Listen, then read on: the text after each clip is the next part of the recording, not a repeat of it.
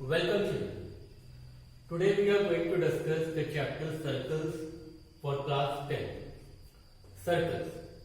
All of you know about the circle. You have read the definition of circle in your lower classes. We say circle is a collection of all the points which are at equal distance from a fixed point which is known as center of the circle. Let me understand this definition by the help of one diagram. Suppose I have taken a point here. Now I am taking the collection of all the points which are at equal distance from this fixed point, and I have joined all those points, so I will get such type of figure. So this is the figure of circle, and this point is known as center of the circle. And if from this point I find out the distance of any point on this circular part, that is circumference of the circle, then that distance is always same. Suppose this distance. Suppose I am taking center as O. Now I am finding the distance OA, OB, OC. So as per the definition of circle, this OA equals to OB equals to OC. The distance will be same, and this distance will be named as radius of the circle. So this is the definition of circle which you already know, and there are many terms related to the concept of circle like arc, tangent, arc, segment, minor segment, major segment, sector, which you have already learned in lower classes. So we are not going into that. In this chapter we will discuss what could be the relation between a line segment drawn and a circle drawn. If we have a circle and a line segment, what relations can we have between them? That is the base of this chapter, circles here. So let me see.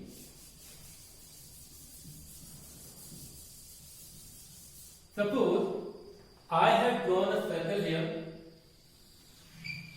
and I am drawing a line. Now what are the possible ways in which I can draw this line on this plane surface? Now the first possibility is I can draw the line segment like this, in which you are watching that the circle and the line segment are not touching each other. Means the line is not intersecting the circle at any point. The second possibility can be like this. I have drawn same line AB, and now it is intersecting our circle at 2 points. This is the second possibility which we can have. Let me focus on the third possibility. So it may happen that this line AB is touching the circle only at 1 point. Suppose this is C. So what we have observed, there are three possibilities which can be there. The line and the circle are not intersecting each other, so non-intersecting.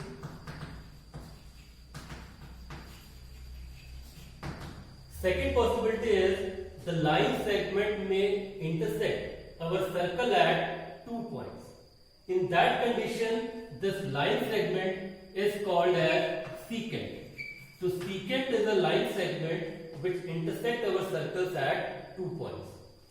Focus on the third possibility. We are watching that this line segment AB is touching the circle only at 1 point on its circumference, that is C here. So in such condition, this AB will be called as tangent. And this is the focus of this chapter, tangent. So what is a tangent? Tangent is a line segment which touches the circle on its circumference at 1 point. Now let me focus on this. So this is our tangent touching the circle at 1 point C. Now the name of the tangent here is AB, and this point C, where this tangent is touching the circle, this C point is known as point of contact. So the point where the tangent touches the circle is known as point of contact. Clear? Now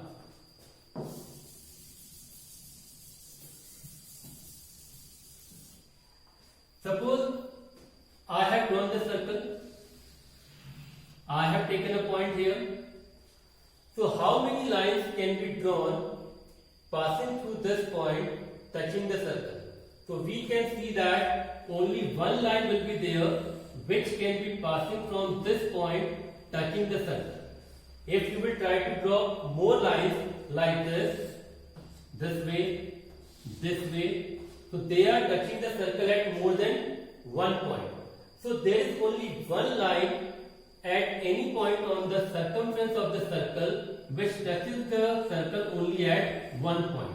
So from any point on the circle we can draw only one tangent. This we have to keep in mind.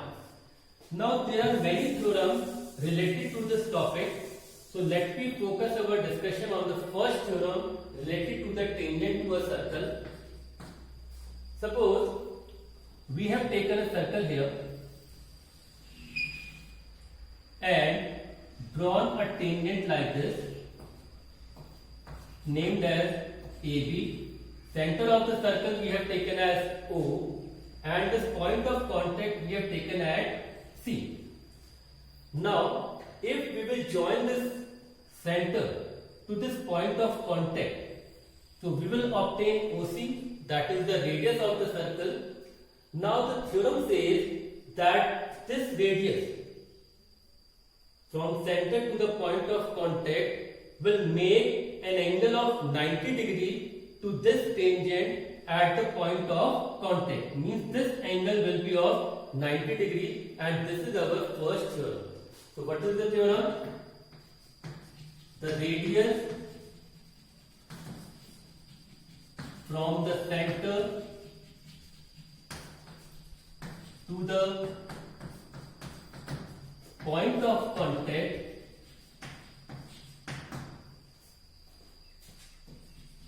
makes a right angle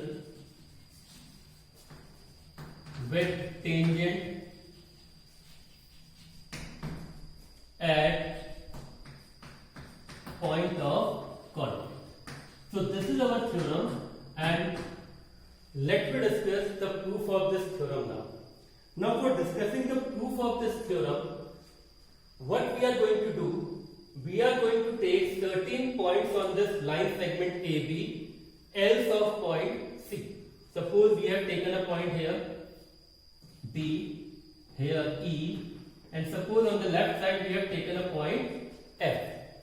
Now we are going to join these points with the center.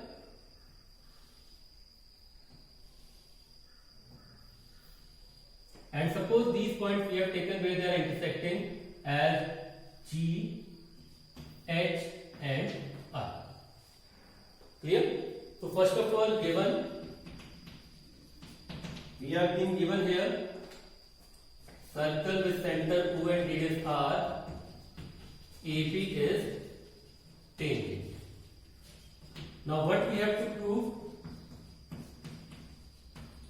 We have to prove that OC is perpendicular to AB, means making an angle of 90 degree.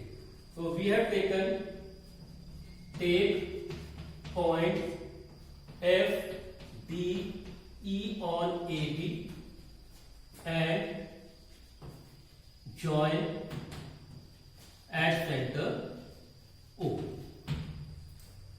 So this we have done. So now let me come for the proof. It's a very simple proof. It's basically based on observation. If I'll find the length of OC, you can see this length of OC. So this OC is equal to the radius of the circle. So this length will be what? R. So I can write OC equal to R. Suppose this is first. Now let me find the same way length of OD. Now OD. You can see here OD. Now this point D is outside the circle, so definitely this length is going to be greater than OC, and here we can write OD as OG plus GT. OG plus GT. And what is OG here? It will be equal to the radius of the circle, so again it will be R. So OD can be written as R plus GT. Suppose this is second one. Similarly, let me find the length of OE. So OE we can write as OH plus HE. Now this OH will be equal to the radius, so it will be R plus HE. Suppose this is third one. Now let me find the length of OF. It will be OI plus IF. So OF is OI plus IF and it will be R plus IF. Fourth one. Now what we have to do? Now we have to compare the length of OC with all these, with OD, OE and OF. So you are watching that OC is R, whereas other side OD, OE, OF, they are R plus something. So we can write here that OD is greater than OC. We can write OE greater than OC. We can write OF greater than OC. So what we are watching here, that all the length beside a point C, means this OC, all the length which are being obtained by joining center to that point on this line, those lengths are greater than this length OC, means the line joining the center and the point of contact, radius. So all these lengths are greater than that, and you can take more points on this line and you will find the same thing, that those lengths will be greater than OC. So what inference are we getting from here? That this OC is the shortest line segment among all these other line segments. So we can write OC is shortest line segment between O and tangent A. So between the center of the circle and tangent AB, OC is the shortest line segment and it is obtained by joining center to the point of contact, that is a radius. So we can say, as per our knowledge, this OC must be perpendicular to AB, because from any external point, the shortest line segment on any line segment is the perpendicular line segment. So this way we can prove that this OC will be the perpendicular to this tangent AB at the point of contact. So this is the proof of this theorem. Thank you.